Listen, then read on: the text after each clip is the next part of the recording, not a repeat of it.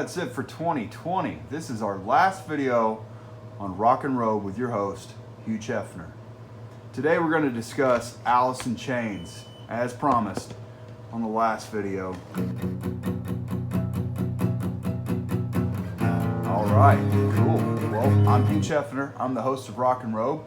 Today we're going to talk about Alice in Chains.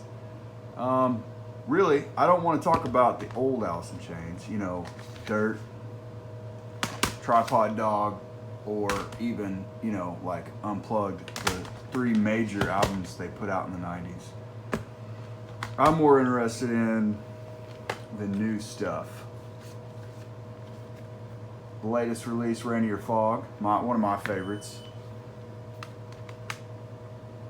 The Devil Put Dinosaurs Here. And Black Gives Way to Blue, their new their entrance back into the new realm of rock music.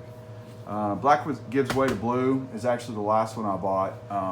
It came out in 2009. They have a new singer. Of course, Lane Staley is no longer with us. He passed in, I believe, 2000, 2001. I think actually around my birthday, on the same day that Kurt Cobain passed. My birthday's the 15th, I think. He died on the 5th. But Jerry and the guys have been blessed with a new member. I wouldn't say lead singer. He can sing. He sings really well. I think he gets coined that because Lane was considered the lead. But realistically, Jerry does a lot of the singing, and I think Lane actually pushed him to do that back in the day in the original lineup. Well, not the original. Well, they've had a few members change. I don't know about the early years. I'm not like super duper like up on members and years and dates and stuff with the early days. I just really enjoyed it. I was really young. That's saying a lot considering I do videos about Black Sabbath and Kiss. I wasn't around for a lot of those albums, the good ones at least. The really good ones.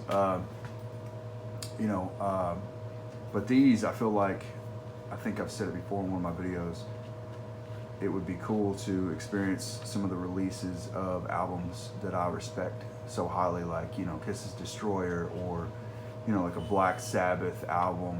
You know, I can't pick just one, but like, I don't know, Sabotage, or, you know, Master of Reality, or something like that. But in this sense, I do get to experience these albums. These artists are still living and doing things, you know.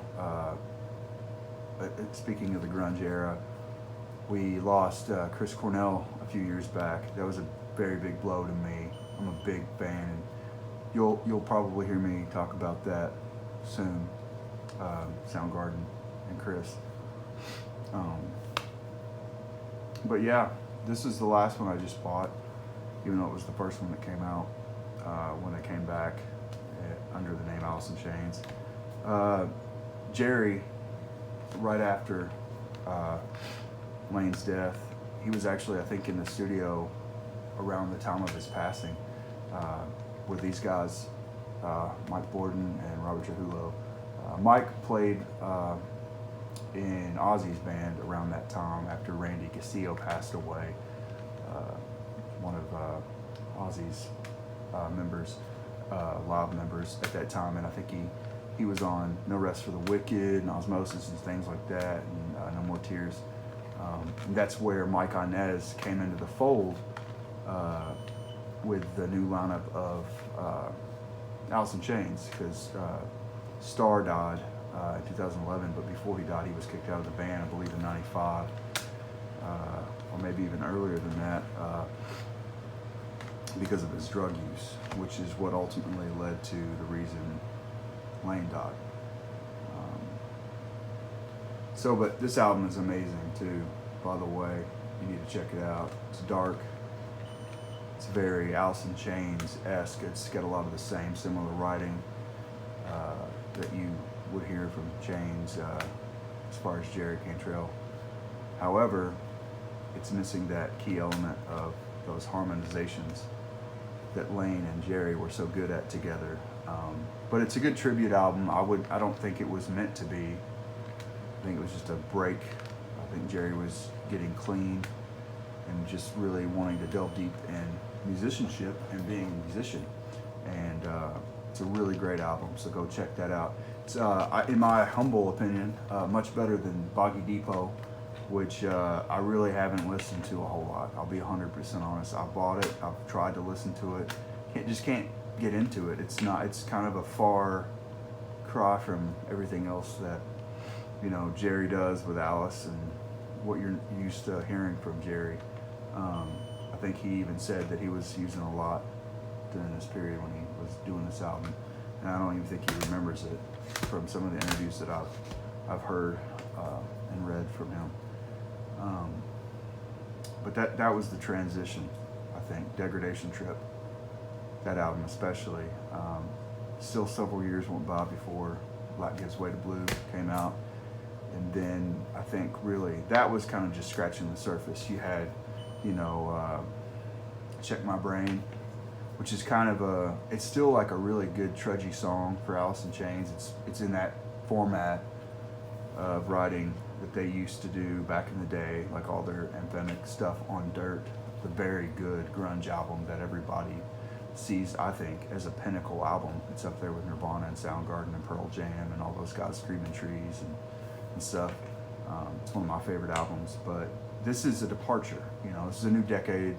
Music is different. The way music is relayed, albums don't sell as much as they used to. People don't buy albums. And this, again, is 12 years ago now, or will be as of tomorrow night at midnight. But, you know, I really like it. It's a strong first comeback. One of my favorite songs of theirs is on it, Your Decision.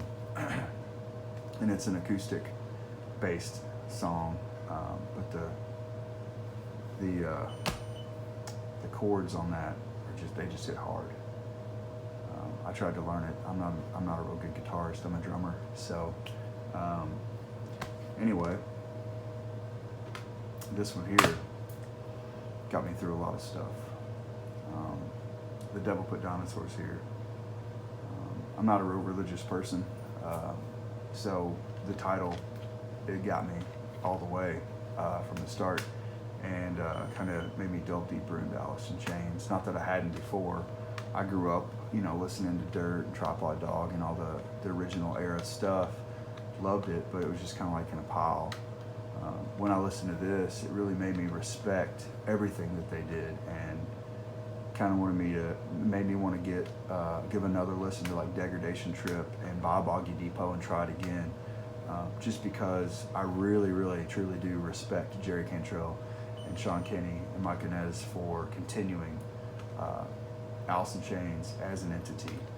Other bands have tried it and do it. I mean, AC/DC, come on. Everybody knows that. Back in Black. Van Halen, they did it with Sammy Hagar. They even did it with Gary Cherone again in the 90s, a third singer. So just because, you know, somebody in the band dies tragically, as Lane did, it doesn't always mean that it's the end. If you have three working musicians who are very creative and want to continue, sometimes it goes and it works. And I think, you know, Black Gives Way to Blue was a very good entrance into that ball game, but this one is great. I love this album. I spin it all the time, and it's one that you can just loop it. I'm an albums guy anyway. That's why I started this whole YouTube rambling sesh for multiple artists. But I mean, it's just amazing. So many different songs. I don't even know which one to talk about, other than, the one that really stands out is the one that William Duvall, the new member, which I say new member lightly because he's been in the band for over a decade.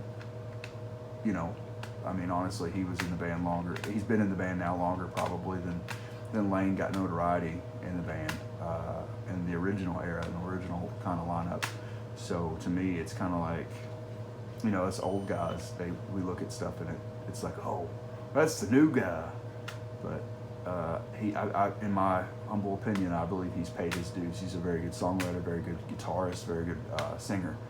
and he brings back that momentum to the band that I think they needed and deserved. But again, Phantom Limb, it's the third to last song. He's one of the co-writers on it. I think he wrote most of it. I don't know. I haven't really heard the story, but I know he's credited to that song, and it is one of the deepest tracks on the album. It's one of the hardest riffs, one of the coolest, trudgiest, like just Sabbath-esque, like heavy, just in your face songs. So check this album out. Definitely check out Phantom Limb. It's one of my favorites. But in saying all of this, to me, a couple of years ago, I know I've been talking a lot about Dio, Sabbath. I was like, oh, I need all the Ozzy Sabbath albums. I'm a big Ozzy fan, and I did. I started finding them. As you know, CDs are not something you can just go to the store and buy, and you don't expect to pay a whole lot anymore. You can get Technical Ecstasy for $6 in the bargain bin at Walmart, but that was when they had those. I think they're going away. But anyway, when I was doing that, this was released in 2018. That was around about the time that I began my quest for that stuff. And I took a break, a much needed break.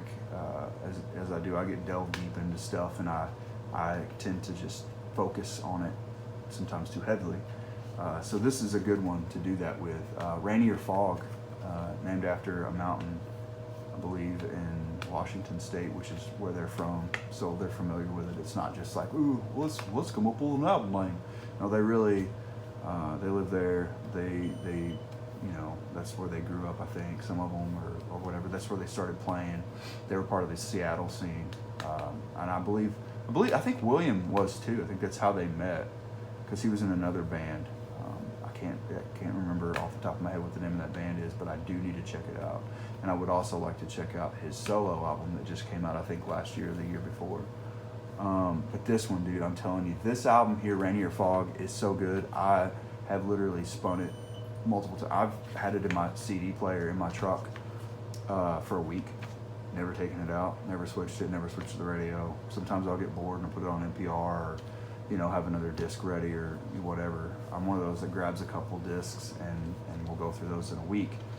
But this is one that stayed in my disc changer. I remember I was looking for some truck parts in my previous truck and drove about an hour or so away from where I'm located, and found myself listening to it over and over again, and then it stayed in there for another week.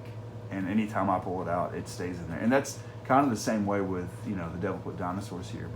But yeah, this is a really good song, a good album, and songs from it.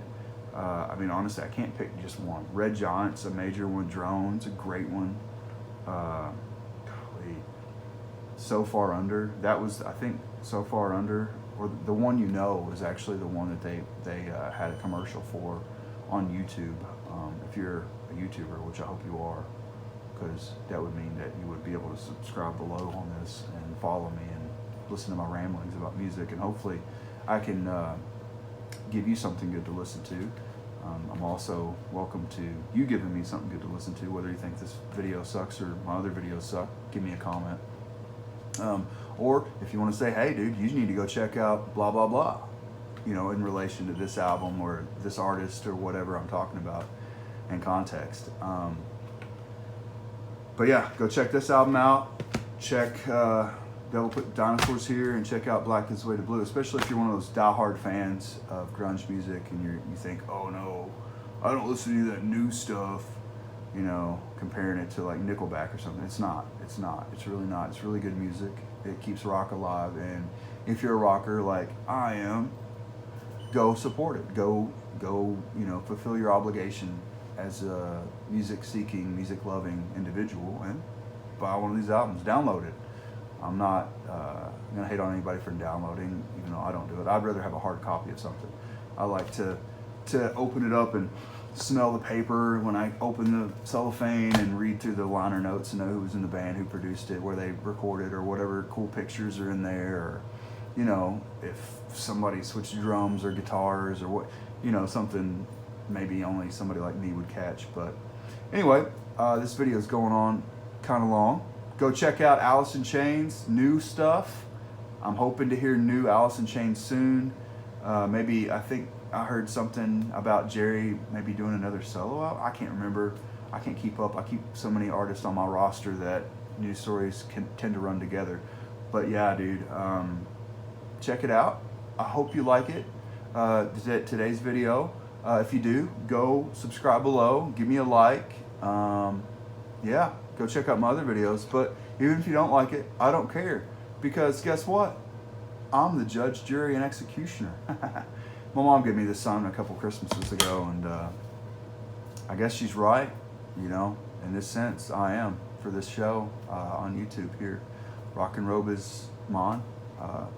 You know, my kids helped me out with the production of it. They helped me get it off the ground. Thanks, John and Melody, for that.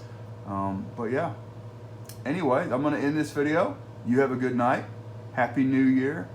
Goodbye 2020. F 2020. Rock on. See you next time.